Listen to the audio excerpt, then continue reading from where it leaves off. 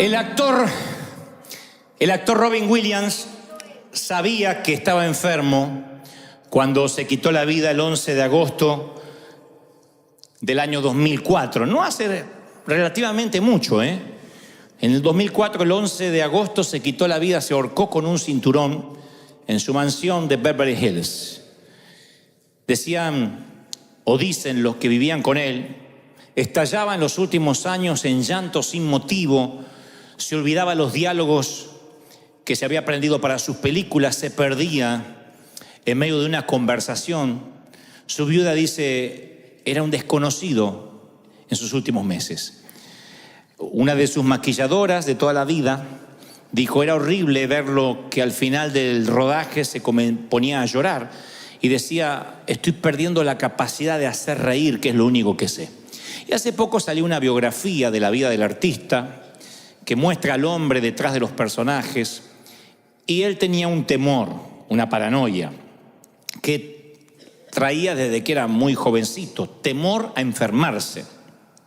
No era hipocondríaco, pero tenía temor a enfermarse.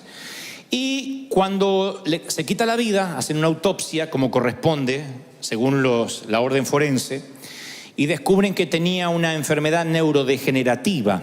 Se llama la demencia con cuerpos de Lewy.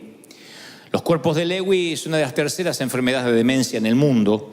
Se le dice cuerpos de Lewy porque son unos cuerpos llanos que aparecen, son como estructuras proteicas que aparecen y se instalan en las neuronas, y entonces a partir de allí todo se empieza a degenerar en un efecto progresivo de degeneramiento del cerebro. Así que el actor de Buenos Días Vietnam, Patch Adams, una noche en el museo, un día se quitó la vida y decidió que era lo mejor, puesto que no quería que le tuvieran lástima. Cuando yo recordaba la historia de Robin Williams, porque he visto sus películas, me parecía un actor, y me parece un actor estupendo, un comediante extraordinario, yo pensé que la sensación del miedo viene de muchas maneras. Y esto es independiente si somos actores o vivimos debajo de un puente como homeless, o literalmente no teníamos dónde dormir o pasar la noche, o tener una mansión. Es independiente, es indistinto del estrato económico, del estrato socioeconómico, el estrato espiritual de donde vengamos, de qué cantera fuimos cortados. Todos en algún momento tuvimos ese miedo, ese temor a algo. Tal vez no a la muerte. Los que tenemos a Dios sabemos dónde vamos cuando nos toca partir a la eternidad, bajar al sepulcro, ¿no? Pero las personas, todas, indistintamente de donde provengamos, luchamos con algún temor, con un miedo a algo desconocido. Y yo llamé al temor una curva en el camino, porque es la curva, cuando uno va en la ruta, es el momento donde uno no puede ver lo que acecha a la vuelta de la esquina. Una sensación mínimo de inseguridad. Y en la vida, las curvas en el camino es cuando no sabemos qué viene. Ya sea que acabamos de casarnos o acabamos de divorciarnos. Ya sea que salimos del panteón o salimos de la nursery. Siempre hay un momento donde decimos, lo que viene no me compete, no sé, no tengo el resto del plano. Y esa curva en el camino produce, más que ansiedad, el temor.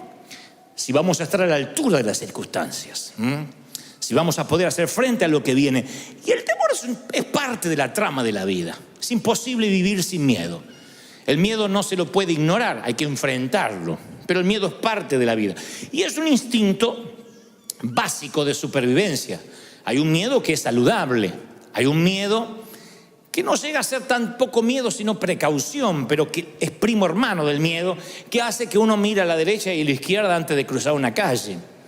El miedo hace que uno se coloque el cinturón de seguridad cuando uno sube al automóvil. Es un miedo saludable, es un instinto de supervivencia, que uno trate de atajarse así cuando ve que alguien va a arrojar una piedra, o cuando hay una explosión, que uno intente tratar de protegerse. Pero hay otro miedo que es una fobia, que no resiste análisis, que no resiste el sentido común. Existe un tipo de miedo que es la fobia, que uno no lo puede explicar, y yo no subestimo al que tiene fobia, Cuando digo no lo subestimo, no digo es un espíritu. Yo no puedo decir el que tiene una fobia le agarró un demonio, porque me consta que las fobias comienzan con una pequeña puertecita y después se transforman en un monstruo que navega en las profundidades de nuestro alma y no se ve. Nada más que el que lo siente, lo sufre. Porque una fobia es cuando el temor y la razón no están en contacto. Tienes miedo y no hay razón para tener miedo. Entonces vas y le dices a alguien, ora por mí porque tengo miedo, y la otra te dice, no tengas miedo, no te preocupes, y te da una serie de frases comunes que no llenan tu motor, no llenan tu tanque, no te calman, sigues teniendo ese temor porque ya está afianzado como una fobia. 1 de cada 10 de los que hoy están aquí en River Arena, 1 de cada 10 sufre de alguna fobia, algo que no puede superar. Fobia a los lugares abiertos, fobia a las multitudes, fobia a los espacios cerrados, no sé, a los elevadores, a andar por la calle, a la migra. Hay gente que tiene fobias a algo.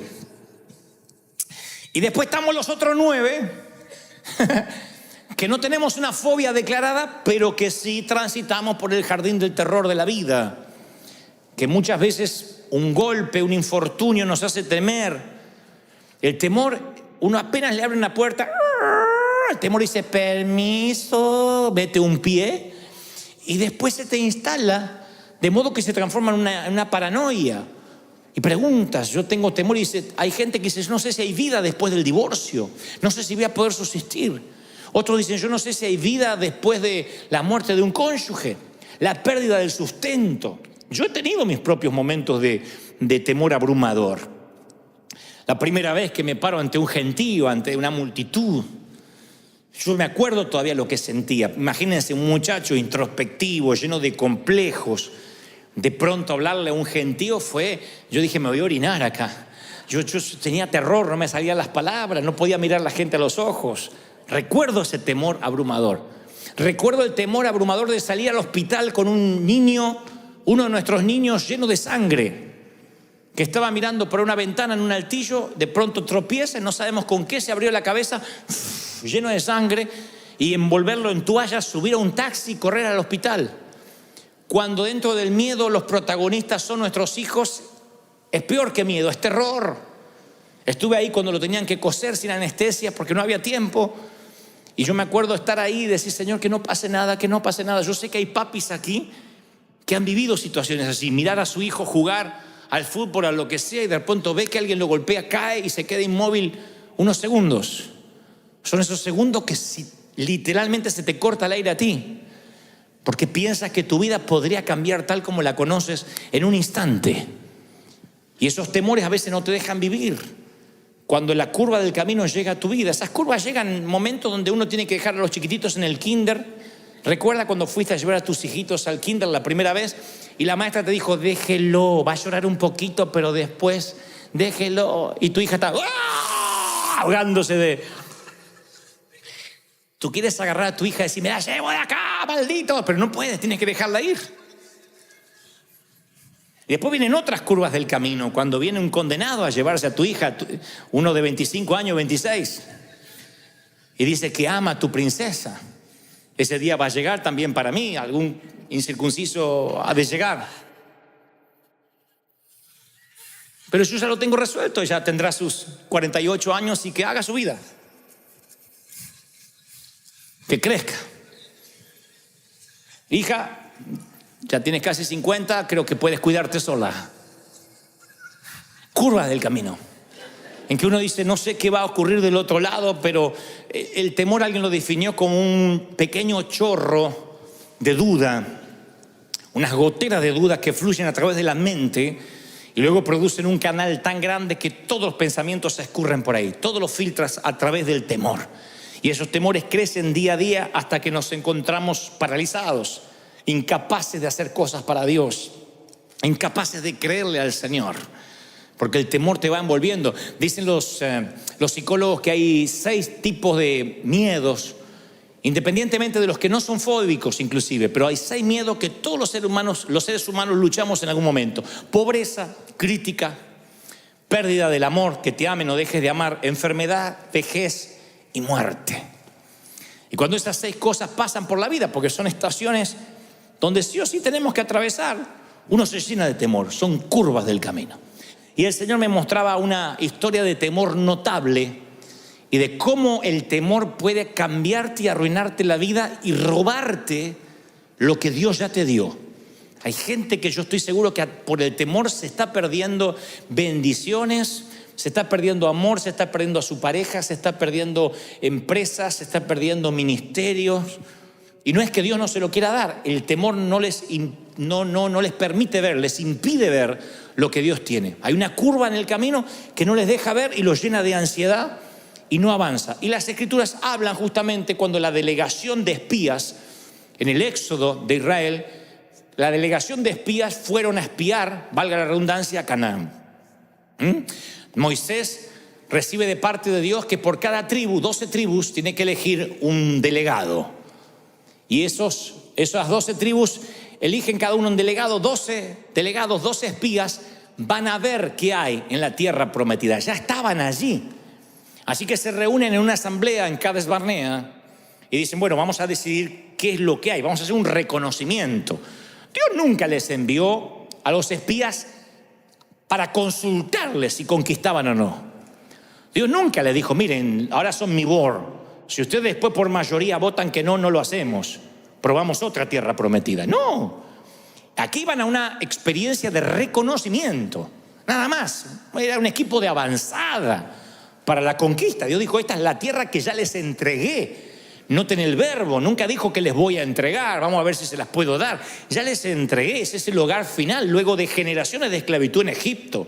Estamos hablando del suelo patrio de Abraham, el sitio donde iban a plantar la bandera finalmente, el suelo patrio de sus sueños. Pero Canaán era la curva en el camino del Éxodo y los israelitas no podían ver a la vuelta de la curva. Así que envían 12 espías después de la asamblea. Y 10 de ellos, la historia la conocen todos, 10 de ellos vienen con un reporte negativo. 2, Josué y Caleb, que la Biblia describe que tenían otro espíritu, otra atmósfera, otra manera de pensar. Dicen que sí se podía porque Dios ya se los había dado, dijo los vamos a comer como a pan. Pero eso eran Josué y Caleb. Los otros 10 dijeron no, nos vimos a nosotros como langostas. Hay unos gigantes espantosos del otro lado, están armados hasta los dientes. Cuando vayamos nos van a liquidar. Y este informe negativo produjo una infección de temor que duró 40 años. No una semana, no un mes. Les costó años de penas y tragedias. Dios nunca había establecido ese espíritu de temor que trajo de vuelta el comité de recomendación. Era un espíritu de temor que se enquistó en el pueblo. 10 tipos infectaron una nación por 4 décadas mínimo. 10 tipos. Yo digo, qué increíble que 10 puedan infectar toda una nación. Les metió temor, les infundió un espíritu de miedo. Ahí es cuando el Señor me decía ayer, quiero que le digas a mis hijos que el temor ignora mis planes. El temor ignora el plan de Dios. Dios te puede dar un plan, Dios te puede dar un proyecto y tú dices, sí, Dios me lo dio. El temor va a hacer que te olvides del plan, si permites que el temor tome control. Aun cuando Dios te dio la palabra, el temor va a tomar el control, se va a poner al timón y va a poner a la palabra de Dios en el asiento trasero. Hay mucha gente acá que a mí me consta que tiene capacidad, que Dios está dispuesto a darle recursos, a conectarlos de manera divina con gente que no conoces, que vienen a ti a abrirte las puertas. Todo está listo para que el efecto dominó se produzca y el temor se para la puerta como el matón del barrio y te dice, acá no pasas. Es lo que le pasó a Israel, no pudo atravesar esa última línea. Dice la palabra en Deuteronomio 1:19, y salidos de Horeb anduvimos por aquel grande y terrible desierto, por el camino del monte del Amorreo, y llegamos hasta Cades Barnea. Entonces os dije, habéis llegado al monte del Amorreo, el cual Jehová nuestro Dios nos da. Dios ya te dio. No termina este año sin que te convenza de que Dios ya te bendijo. Dios ya te dio. ¿Lo crees? Mira, Jehová tu Dios te ha entregado la tierra. Sube. Si yo te dice te la entregué, sube y toma posesión, cabezón. Te la entregué. Sube. Pero uno va creciendo, se va volviendo más adulto y por dentro gente más pequeña. Y el Señor dice, aquí está la tierra, tómala. Pasaron tantas cosas y no podían cruzar la línea final. Yo sé que hay gente aquí esta tarde que muchas cosas de la vida le han pasado terribles situaciones, infortunios, y no está pudiendo cruzar la línea final en algo. El Señor me mostraba gente que estaba ahí. Estira la mano y ya tiene las uvas. Hace un paso y ya está en la tierra que fluye leche y miel. Pero hay gente que no puede cruzar la última línea. Yo conozco amigos míos que se arrepintieron en el altar antes de casarse. Y yo le decía, ¿pero amás a la chica? Sí, es la mujer de mi vida. ¿Y? No, el casamiento me dio una cosa. Y salió corriendo en la línea. Conozco otros que se prepararon en los seminarios, estudiaron. Y un día arde la zarza y Dios le dice, ve, esto es tu comisión, tu asignación divina. Y en la última línea se quedaron. Luego los vuelvo a encontrar y le digo, Dios no te había llamado. No, pero estoy trabajando de esto ahora porque me casé y mantener una casa. Pero Dios te dijo que te iba a dar los recursos. Sí, pero al final no se dio lo que esperaba. Le puse una señal a Dios que viniera un millonario para darme todo el dinero y entonces iba a ser del Señor. Tu abuela, Dios no actúa así. Las señales siguen a los que creen, no los que creen siguen las señales. Las señales siguen a los que creen. Y en la última línea se queda. Entonces yo estoy convencido de que Dios tiene un territorio a nombre tuyo. Que hay algo que no estás reclamando. Que algún día vas a llegar al cielo, Dios te va a llevar a un warehouse con tu nombre y un montón de paquetes cerrados. Así como UPS o FedEx, va a haber un montón de paquetes y vas a decir, ¿y eso? Bendiciones que no abriste. No que no te di, que no abriste, que dejaste en la puerta. Bendiciones que te arrebataron. Yo estoy seguro que va a entrar una soltera así, diciendo, Señor, me pudiste haber bendecido con uno. Y Dios te dice, mira, ahí tenías el musculoso... encima argentino, todo tenía. Ungido.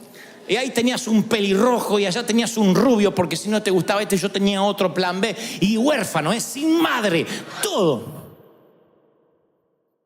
Hay gente que se va a enterar lo que se perdió por no cruzar la última línea. Así que yo creo que el temor ignora los planes de Dios. No solo los ignora, sino que distorsiona los propósitos divinos. ¿Qué es distorsionar cuando no estás viendo correctamente? Como esos espejos que distorsionan la visión. Yo creo que algunos pierden la perspectiva. El miedo es tanto que pierden la perspectiva de lo que están viviendo. Escuchen lo que Moisés recrimina que hace el pueblo. En Deuteronomio 1:27 dice, y murmurasteis en vuestras tiendas. No es que él los vio murmurando afuera, que se juntaron afuera en la plaza. En las tiendas, el Espíritu Santo se lo reveló. Esto va para los que dicen, no, yo no murmuro, yo me desahogo en familia. Por eso no es crítica. En tu tienda es tu casa. Murmuraste en tu tienda diciendo, Jehová nos aborrece, nos odia. Nos sacó de Egipto para entregarnos en manos de los gigantes. Nos tienen atemorizados, nuestro corazón está atemorizado, porque este pueblo es más alto que nosotros, es más que nosotros. Las ciudades son más grandes que las nuestras y son amuralladas hasta el cielo. Ellos empezaron a decir, Dios tiene la culpa de lo que me pasa. Eso hace el temor, saca lo peor de nosotros. Trae la queja, trae la acusación, trae la desconfianza. Miren lo que hicieron 10 tipos, infectaron una nación entera. Se promovió la queja de manera tal que empezaron a culpar a Dios. El único gigante que debían temer estaba dentro de ellos, que era el temor. Sus perspectivas estaba tan distorsionada que llegaron a decir, somos como langostas, nos van a aplastar. Nos han traído a este camino para que seamos la comida de los impíos. ¿Ven que cuando más grande el temor, más débil es el razonamiento? No razonamos. El temor distorsiona nuestra perspectiva de los propósitos de Dios y encima lo culpamos a Dios. Me acuerdo exactamente que un día subo a un avión, iba para cierto país y abrí una rendijita de temor pequeña a volar. Miedo a volar. Yo no puedo tener miedo a volar. Que yo tenga miedo a volar es como que un pintor tenga miedo a la pintura, que un chef tenga miedo a la comida. Yo vivo volando. Y cuando subí a un avión me acuerdo que se movió más de la cuenta, que las turbulencias son algo natural, normal. En las leyes de aerodinámica un avión se tiene que mover. Y sin embargo yo me empecé a preocupar y dije, opa, me agarró miedo. Pero dije, bueno, Señor, es un momento. Ya a la vuelta del viaje, ya venía con más miedo, el avión se movió un poquito, ya llamé a la azafata, le digo, señorita, haciéndome el vida resuelta, ¿no? Señorita, por favor, un juguito de naranja y una pregunta. Es como cuando uno va a la farmacia a pedir una aspirina y un supositorio, ¿no? Que uno dice, una aspirina y un supositorio. Bueno, así, jugo de naranja y una pregunta. Porque en realidad lo llamaba para la pregunta, no para el jugo. Le digo, este avión se mueve mucho así, es normal, es porque es viejito. Y me dice, ¿usted es novato viajando? No, yo viajo hace como 20 años. Ah, señor, no se preocupe. Sí, y el avión iba así, se movía la azafata. No se preocupe, es normal. Y ahí el temor empezó a crecer. No sé por qué, fue hace varios años, empezó a crecer. A tal punto que me paralicé. Y no es que le tenía miedo a la muerte. Dije, en el avión no me quiero morir, prefiero morirme en una cama. En el accidente terrestre es más fácil, es más rápido. Viene el chinito de frente, ¡ah! Muy ya está. Pero el avión vas cayendo. Y me agarró un temor. Tuve que hablar con un piloto. Conocíamos una amiga que tenía un hijo piloto y tuve que decirle, mira, quiero que me mostró videos de cómo las alas resisten, que le paran un tractor arriba, que cómo prueban a los aviones. Me dice, no te preocupes. Le digo, ¿qué pasa? Y le empecé a preguntar cosas. Tuve que hablar con un piloto porque no me podía sacar el temor. Pero esto no es el tema. El tema es que yo empecé a culpar a Dios, igual que ellos. Yo empecé a rechazar invitaciones, empecé a no ir a ningún lado diciendo, Dios me metió este temor para que yo no viaje. Él es sabio. Y a veces, ¿qué me culpas a mí? Miedoso, yo no te metí ningún temor. Empecé a rechazar invitaciones, empecé a no querer ir a ninguna parte. Me llené de miedo. El enemigo dijo, si a este le pongo un temor de volar, no va a producir ningún impacto en ninguna parte. Él sabía cómo inmovilizarme. Estaba así de que me pase lo que la dama que se encerró 12 años en su departamento en Buenos Aires, donde el enemigo te mete un temor. Digan que el Espíritu Santo después, yo dije, Señor, me tienes que liberar de esto. Un día me liberé, a tal punto que hoy el avión se mueve, la gente reza, se empieza a poner los paracaídas y yo duermo. De verdad, yo duermo y veo que la señora se pone el paracaídas, no se va a tirar. Yo duermo. Me dio una paz el Señor, pero recuerdo cómo el enemigo se quiso meter. Hay momentos que el enemigo se quiere meter con cualquier bobería para que tú no sueñes, para que tú no avances. Tal vez lo tuyo no sea miedo a volar, pero sea miedo a emprender un negocio, miedo a casarte, miedo a tener hijos, miedo a cambiarte de país, miedo a renunciar, miedo a dejar las redes. ¿Cuánta gente hay que se queda con lo peor? No conoce lo bueno porque dice, no, por lo menos esto es lo que tengo. Y ahí están, amarrados. No crecen, no avanzan, no pueden soñar. Hay gente que dice, ay, si pudiera. Y claro que puedes. Ay, es que si pudiera, es que yo ya no tengo edad. Ya estoy en los 30, te dice. Increíble. Hay gente que envejece cuando decide envejecer. Hay gente que le falta un bastón aunque tenga 25 años. Hay que darle un bastón y orar por su próstata aunque tenga 25 años. Porque uno envejece cuando decide envejecer, cuando deja de soñar, cuando deja de pensar, cuando deja de avanzar, cuando el temor se le mete y termina siendo un paranoico o un hipocondríaco. E Israel tenía miedo y la culpa resulta que murmuraban en contra de Dios. El temor no solo te distorsiona e ignora los propósitos divinos, sino que es contaminante, es tóxico, desalienta a los que te rodean. Yo he visto que el que tiene temor, el temor extiende sus tentáculos. El que tiene temor hace que toda la familia tenga temor. El desaliento, el temor siempre es contagioso, es un principio devastador. Noten que 10 de los 12 hombres que espiaron la tierra prometida infectaron a toda una nación. A veces venimos con un temor que arrastramos desde chicos. Un temor que nuestras mamás, en su afán de cuidarnos, nos metía la semillita de temor. Hagan memoria. Cuando yo empecé a ser adolescente y empecé a salir, mamá decía, cuídate, mira que ponen drogas en la Coca-Cola, y no te das cuenta y apareces drogado. Así que yo andaba con la lengua como lagartija, no tomaba nada porque decía, te puede meter droga. No, cuídate porque no te das cuenta y ¡brum!, te drogan. Y después, mamá, después me tomo un taxi. No, porque los taxistas están arreglados con una clínica y te desmayan y te sacan los órganos. Hay gente que se despertó en una bañera con hielo sin riñones. Así que yo subí agarrándome los riñones. Digo, lléveme hasta... Te agarra miedo. Y ese miedo empieza a crecer a donde tú dices, no puedo andar. Yo conozco gente de acá que vive en Estados Unidos, pero que son de México, de Colombia, de El Salvador, de Guatemala, de Argentina. Quizás no, mi país es muy peligroso, ya no puedo volver. Cuando yo voy de visita, yo no sé, tengo que andar con seguridad. Y sí, están bravos los países, pero yo les cuento una experiencia que conté en el primer servicio. Fui a Argentina esta semana, entre otras cosas fui a ver a mi papá. Entonces un amigo me dice, no andes tomándote taxi, que te cobran una fortuna. Yo te pongo un chofer que trabaja para mí. Le digo, no, ese es un tipo que no habla, te va a llevar con una camioneta para todas partes. Le digo, mira que tengo que ir a varios lugares, tengo algunas entrevistas. Sí, él te lleva. Yo lo que no tenía es ganas de bajar del avión de 14 horas de vuelo y ponerme a hablar con alguien. Entonces me dice, no, él es mudo, ciego y sordo, como Shakira. Y así maneja. Y llega el tipo, un grandote, así, un monstruo, era sentado. Y entonces empezamos a andar. Le digo, vamos a Billinghurst, a mi barrio natal. Digo, ¿conoce? Sí, por supuesto.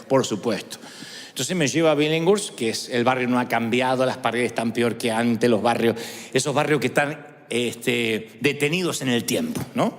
Así que fui al barrio y de pronto salimos del barrio, todavía estamos allí antes de agarrar la ruta. Y dice, se nos está pegando a alguien. Atrás venía un auto, se nos está pegando a alguien. Tranquilo, agarra un arma.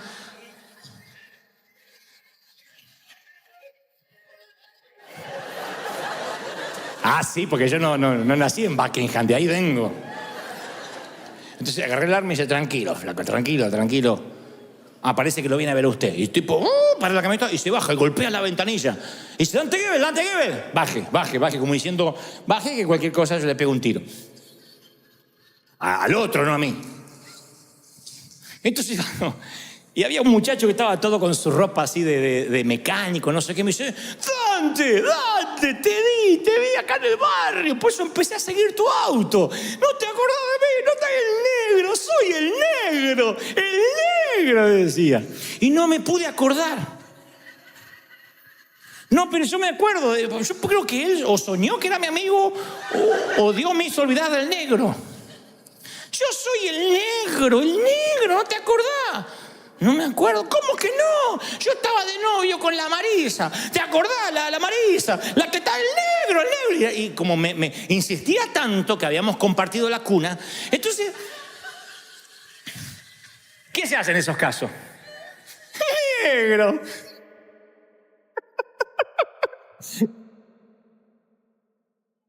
Estás igual. Y se puso feliz, porque si le decía no te conozco, se suicidaba ahí. Negro, ¿qué haces? Y todo por allá, porque eso no falla, todos tienen un por allá. Y tu gente, porque por más que sea solitario, gente tiene. Y tu gente, y tú ¿cómo es? Mi hermana. ¿Es tu hermana? Entonces me completaba la frase y así mantuvimos una charla. Yo digo, cualquier cosa, está armado el otro y lo mata al negro. Subo, y claro, estaba armado porque el chofer era un comisario de la policía. Había sido comisario ahí en mi barrio. Ahora es un policía retirado y tiene portación de armas, ¿no es cierto? Entonces me decía, no, es que aquí yo sé que su seguridad es muy importante y si veía que se ponía la cosa fea, me decía.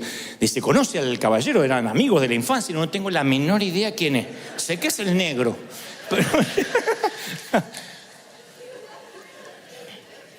pero yo pensaba, fíjense cómo la mente te puede llegar a crear una historia.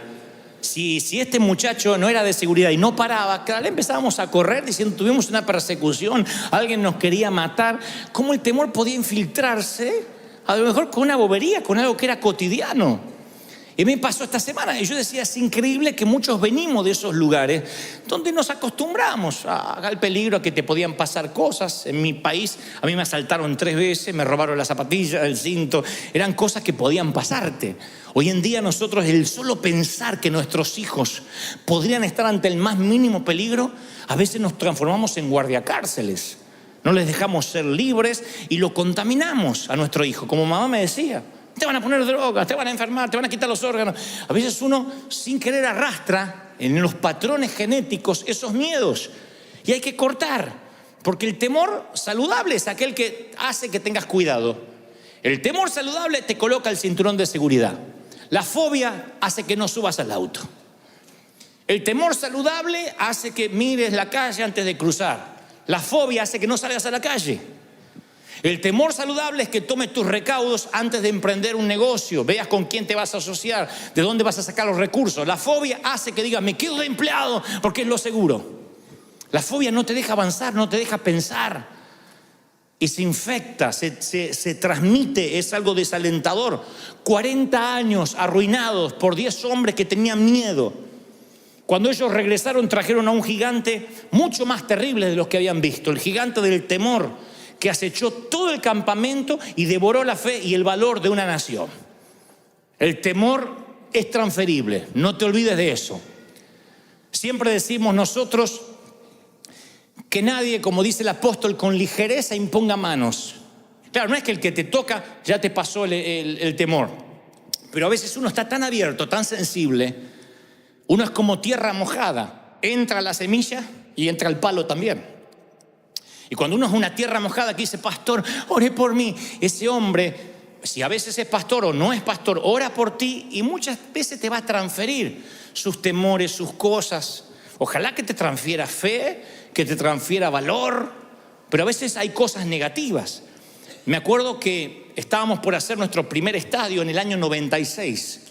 En el año 91 Dios nos da una palabra y me dice, pastor de los jóvenes te dirán, llenarás los estadios, en una noche Dios te hará conocido, traeré la gente del norte, del sur, del este y del oeste, yo los soplaré, no te preocupes, ni por la gente, ni por los recursos, porque yo soy el que te levanto, muchacho.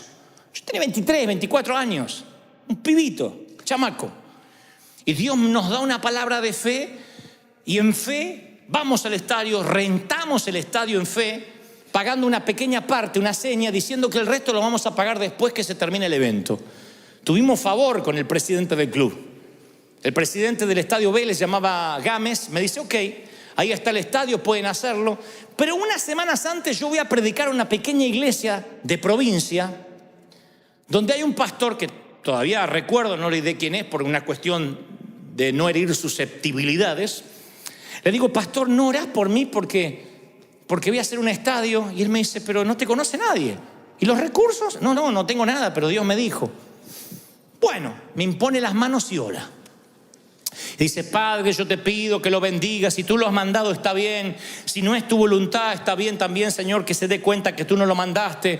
Pero si tú lo enviaste, Padre, esas oraciones que no se comprometen demasiado, ¿viste? Si te sanás, gloria a Dios. Y si te morís, porque Dios quería que te murieras.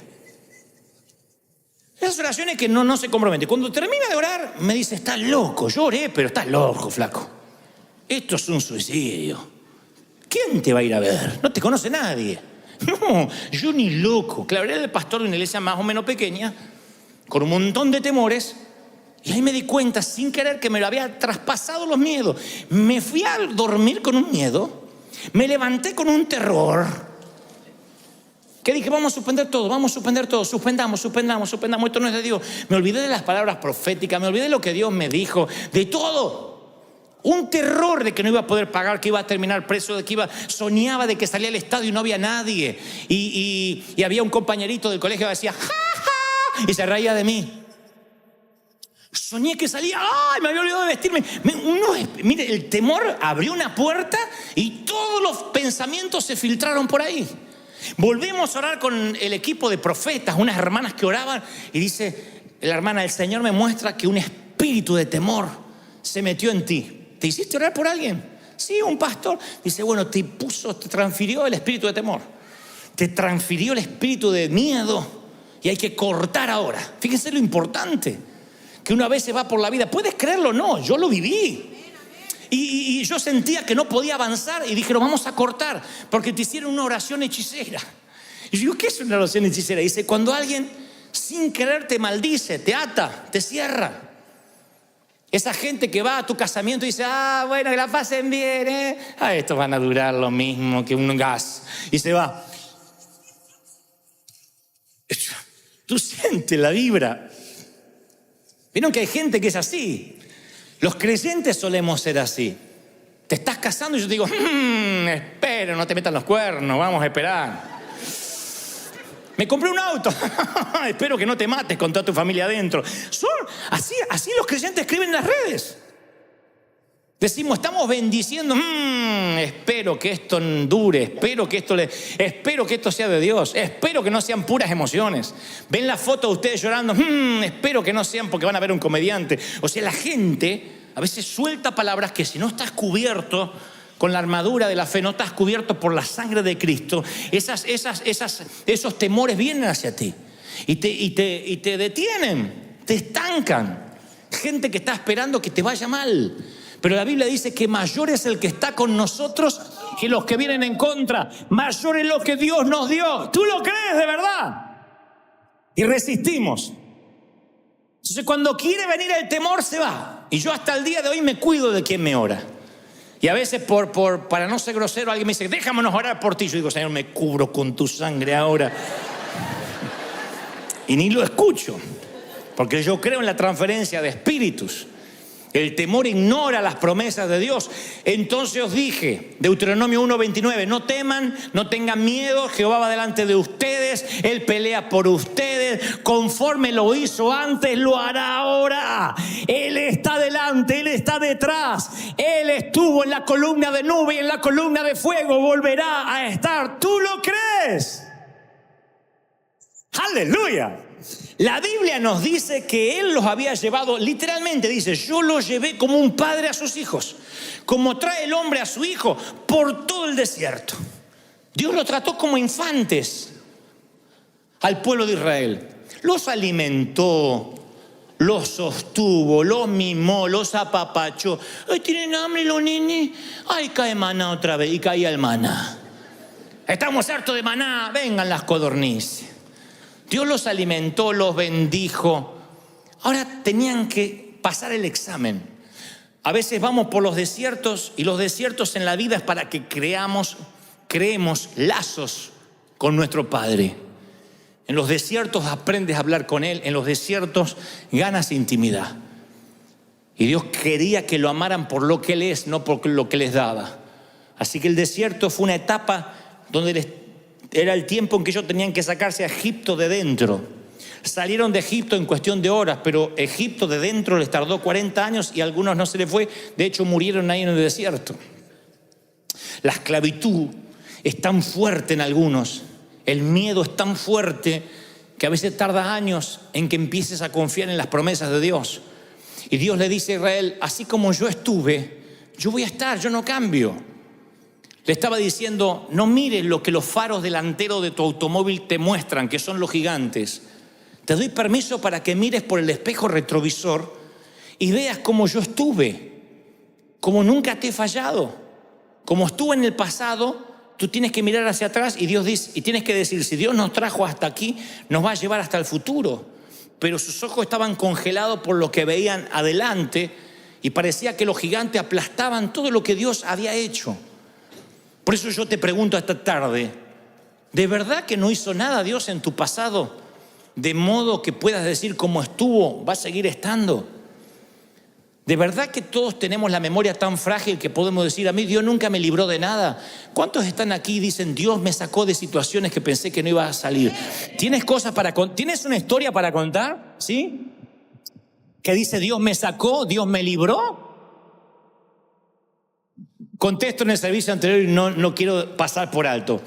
Yo me forjé como un hombre de fe de muy jovencito, pero no porque era un gran hombre de oración, de estar en las montañas con Dios, porque no teníamos recursos, era fe. No teníamos una iglesia para recurrir, empresarios, amigos, no teníamos nada.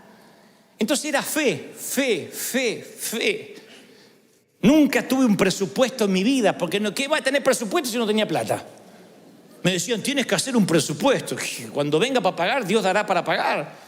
Pero no teníamos entradas, salidas, nada. Llego a Estados Unidos y aquí me dicen, los anglos, para los cuales nosotros dependíamos, me dicen, aquí hay un presupuesto. No te puedes mover de este presupuesto. El presupuesto no alcanzaba ni para pagar los boletines que tienen en las manos. Y yo digo, ¿cómo vamos a predicar? ¿Cómo vamos a hacer tal cosa? No sé, el presupuesto. Aquí se maneja por planillas Excel. Lo que está dentro del presupuesto puede gastar. Sí, pero necesitamos más músicos. No está en el presupuesto. Entonces, durante meses yo empecé a ajustarme al presupuesto. ¿Cuánto hay? ¿Cuánto puedo gastar? Y había poquito y yo decía, Señor, ¿qué pasó? Es como que Dios no pudo pasar la migra, como no lo dejaron venir para acá. Que Dios quedó de México para allá, Estados Unidos, Dios acá no operaba. Y un día el Señor me dice, yo soy el mismo Dios de ayer. Quiero que mires por el espejo retrovisor, que dejes de mirar los gigantes y mires de dónde te traje, cómo te formé, qué pasó en tu desierto, quién te sustentó, quién te mantuvo, cómo fue tu éxodo. Ahora te encontraste una curva en el camino y te morís de miedo. Entonces llamo a Argentina a un amigo que tengo allá y le digo, búscame en un lugar que habíamos dejado un depósito, cajas, mis periódicos, las revistas donde yo haya salido. Y este habrá pensado, le agarró el espíritu de la megalomanía, que querrá verse a sí mismo. Le dije, quiero que me traigas todos los recortes de periódicos, qué dijo la prensa, quiero que los traigas. Y cuando vengas aquí a Estados Unidos, me traiga los recortes. Me trajo un pilón así. Empecé a recortar y mandé a hacer cuadros. Dice el pastor de los jóvenes anoche, llenó el estadio, no se sabe dónde saca el dinero, pero ahí está. Todo. Toda nuestra oficina hay cuadros memoriales de lo que Dios hizo. El que va y no conoce mi corazón piensa, mirá, este se está mandando la parte de quién fue o qué hizo, pero es para mí. Cada vez que alguien me viene a decir, no hay plata, no tenemos, no hay, el Señor me dice, vuelve a mirar lo que yo hice. Como estuve contigo, yo voy a estar en tu futuro, voy a estar en tu presente, voy a seguir estando contigo. ¿Tú lo crees de verdad? Así que si yo fuera tú, pegaría versículos bíblicos en la alacena, en la nevera, versículos que te sostuvieron, pégatelos. Aunque tengas seminario bíblico, aunque seas doctor en divinidades, pégate versículos donde pase más tiempo junto al inodoro, ahí, para que te recuerden cómo Dios te sostuvo. Recuérdate, si hay una radiografía o un diagnóstico médico que el médico te dijo, mire, me sorprende que usted no tiene nada, no lo tires, vuélvelo a sacar y dile, este mismo Dios lo volverá a hacer otra vez. Dios te va a respaldar, tú lo estás creyendo, te va a bendecir el Señor. Va a abrir puertas, sendas donde no la hay, caminos que parecía que estaban cerrados, porque el temor es un pecado. El temer es un pecado. Dios le dice, no quisiste subir, fuiste rebelde al mandato que yo te di. El temor es lisa y llanamente desobediencia. Cuando la palabra dice no temáis, es en el orden imperativo, es una orden, no temáis. ¿Cuántas veces Dios te tiene que decir no temas? El tener temor es vivir en pecado. Para Israel significó una generación perdida, sentenciados a vivir sin reposo, nómades de vagar sin hogar por el desierto. Hasta que el último murió, no entraron al hogar. Y yo sé que hay personas aquí que Dios les ha preparado regalos valiosos, increíbles. Tienen ahí están a punto de tomarlo y sin embargo el Señor dice, te vas a vagabundear por el desierto o por el cementerio de los sueños rotos. Porque estamos, ¿qué pasa si tomo la decisión equivocada? ¿Qué pasa si no es el compañero para mí? ¿Qué pasa si me voy de misionero y extraño? ¿Qué pasa? Y los que se niegan a obedecer a Dios se condenan a vagabundear en el desierto de los sueños que nunca pudieron ser. Yo estoy convencido que el temor es una curva del camino, pero estoy convencido que los que no toman la curva dejan de avanzar. Y el Señor dice, cobrad ánimo, esforzaos, no teman. Yo voy contigo, no te dejaré, no te desampararé. ¿De quién temeré? Jehová es la fortaleza de mi vida. Jehová está conmigo, no temeré lo que me pueda hacer el hombre. ¿Están conmigo? No temas, dice el Señor. Y te digo lo que dije hoy esta mañana temprano, no te rindas. Mi querido, no te rindas. No me digas que tienes 70 años y por eso te vas a rendir. No te rinda aunque tengas 80, si tienes 20, 14, no bajes los brazos. Todavía no sonó la campana, nadie arrojó la toalla. Y si te caes en el cuadrilátero, bueno, te vuelves a levantar. Y si te equivocas, te vuelves a levantar. Abajo hay una red llamada gracia. Caes en la gracia y te vuelves a levantar. Pero no te rindas, pelea. Ofrece batalla. No te des por vencido. Pelea por tus sueños, pelea por tu compañía. Lo que tengas que hacer, hazlo pronto, porque la vida se te va a escurrir.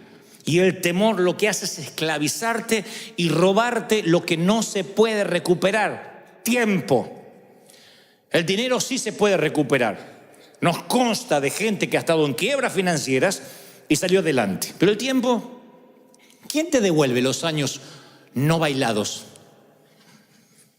¿Quién te devuelve los años que no bailaste? Los años que no celebraste. ¿Quién te devuelve los años que no amaste? Los años que no entregaste, los años que no sembraste. Hay un momento que vas a sentirte solo al final de la vida diciendo: no escuché aquel mensaje esa mañana del 10 de noviembre en que Dios me decía: tienes que emprender, tienes que hacer, tienes que vivir una vida digna de ser contada. Una vida que Hollywood quiera llevar a la pantalla tan solo de saber lo que estás pasando, lo que te atreves a creer. Tienes que hacerlo. Acá hay jóvenes, hay muchos jóvenes, sean audaces. Y no pueden decir: es que si me sale mal no tengo modelos. Bueno, entonces, como decía Pablo, mírenme a mí. De donde yo vengo, tu mejor amigo era el negro. De donde yo vengo, cuando regresas al barrio tienes que volver armado. O sea que no nací en una cuna de oro donde ahí salieron los Nobel, los Pulitzer y los que ganan Oscar. Entonces no hay excusas para decir: bueno, lo que pasa es que este es de Gringolandia. Yo de donde vengo, los sueños estaban rotos, estábamos presos, no teníamos miedo a todo. Pero yo un día dije: voy a comprar mi libertad. Tengo que pelear la vida, tengo que creerle a Dios. Y le creí a Dios. Y salían los pastores a decir: no eres de Dios. Eres una moda, vas a pasar, eres un muchachito, vas a avergonzar el evangelio. Ya hace 30 años de eso. Y cada vez que hacíamos algo: eso no es de Dios, Dios no te va a bendecir. Te fuiste de Argentina, cobarde, porque allá seguramente vas a fracasar. Todas las palabras negativas, todo ese temor que a veces imparten, esas transferencias de espíritus negativos venían, y aprendí a tener cuero de rinoceronte, a tener piel de foca, para que todo resbale y conservar el corazón tierno. Y esta misma unción, esta te la quiero transferir, esta sí. Una unción de valor, una unción de fe, una unción de poder, una unción de creerle a tu Dios. ¿Tú le crees? ¿De verdad que le crees a Dios?